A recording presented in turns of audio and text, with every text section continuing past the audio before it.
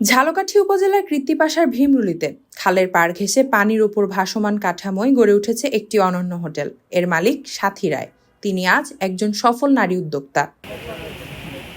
কয়েক বছর আগে মাত্র 5 কেজি চাল দিয়ে শুরু হয়েছিল এই ভাতের হোটেল। বর্ষা ও পেয়ারার মৌসুমে এখানে ভিড় জমে দেশি বিদেশি পর্যটকদের। 2003 সাল থেকে আমার দোকান শুরু। এটা পেয়ারার সিজনে 3 মাস চলে, আর বাকি সময় ছোট করে আমি নাস্তা, রুটি, পরোটা, সিঙ্গারা এগুলা বিক্রি করি। আর আমার সাথে সহযোগিতা করে আমার স্বামী জয়দেব শিকদার। উনি আমাকে সব রকম হেল্প করে। পর্যটকদের চাহিদা মেটাতে নিজেই রান্না করা শুরু করেন সাথী রায়। গ্রাম বাংলার দেশীয় সুস্বাদু খাবার তার হাতের রান্নায় পায় বিশেষ স্বাদ, আর সেখান থেকেই বাড়তে থাকে জনপ্রিয়তা।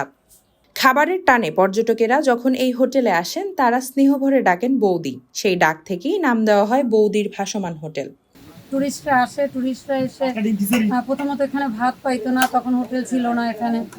ওরা আমাকে বলছে যে বৌদি, আমরা ঘুরতে এসে তো খাবার পাই না, আপনি রান্না করে খাওয়ান।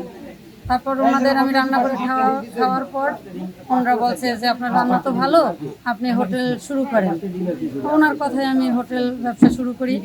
এভাবে আস্তে আস্তে করে বছর যত যায় টুরিস্টের সংখ্যা বাড়ে, আমার হোটেলেরও নাম ছড়িয়ে পড়ে। প্রথম আমি 5 কেজি চালের ভাত বিক্রি করতাম। এখন শুক্র শনিবারে 30 কেজি 35 কেজি চাল রান্না করি। শুক্র শনিবার ছাড়া 15 কেজি এরকম। সাথী রায় জানান তার এই উদ্যোগ শুরু হয় 2003 সালে। তখন থেকে এখন পর্যন্ত সফলভাবে চলছে তার ভাসমান হোটেল। এই হোটেল পরিচালনায় স্বামী জয়দীপ শিকদারকেও তিনি পাশে পেয়েছেন। রয়েছেন কয়েকজন কর্মীও। তাদের সহযোগিতায় এই ভাসমান হোটেল এখন গ্রামীণ অর্থনীতির এক সফল উদাহরণ। ফাতেমা জান্নাত নূর, লাল সবুজ প্রকাশ, নিউজ ডেস্ক।